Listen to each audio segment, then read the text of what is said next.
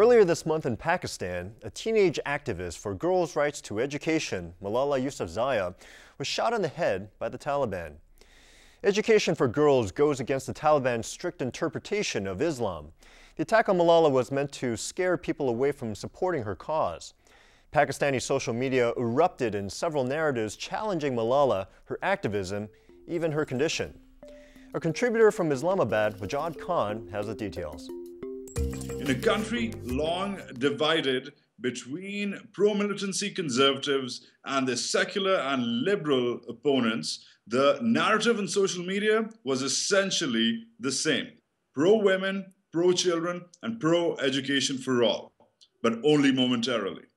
When it came, the anti-Malala narrative covered all the expected quarters. As this popular blog aggregates, memes of the assassination attempt being an American conspiracy were widely shared.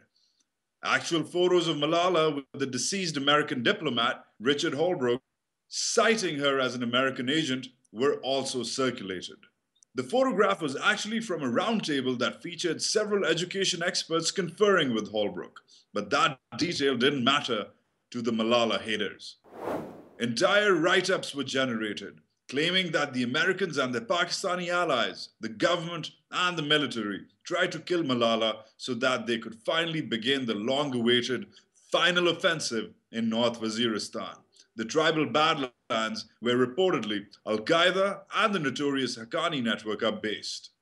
In fact, so passionate was the anti-Malala criticism that even totally unverifiable statements like this one, which stated that the Taliban had denied attacking Malala, which by the way never happened, as the Taliban actually issued a number of statements owning up to the attack, was circulated widely.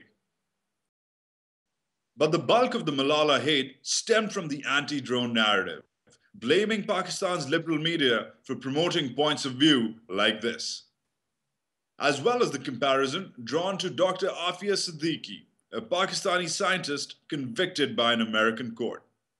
The thesis here was that while Siddiqui languishes in an American jail because of her so-called Islamic leanings, Malala, who had often stated that her ideal was President Barack Obama, becomes the darling of the world.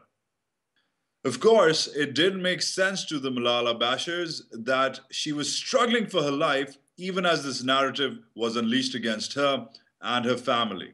In fact, so intense, divisive, and bitter is the gap between Pakistan's liberals and conservatives that Malala's story got lost in her own country, even as the rest of the world rallied for the Islamic Republic's 14-year-old hero. For LinkAsia from Islamabad, this is Wajad Khan.